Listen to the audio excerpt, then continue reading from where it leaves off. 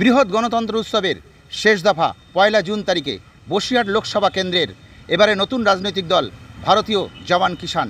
এই দলের প্রার্থী ইমরান আলী সর্দার, তিনি একজন প্রাক্তন সেনাকর্মী। তার প্রতীক চিহ্ন ডায়মন্ড অর্থাৎ হীরা।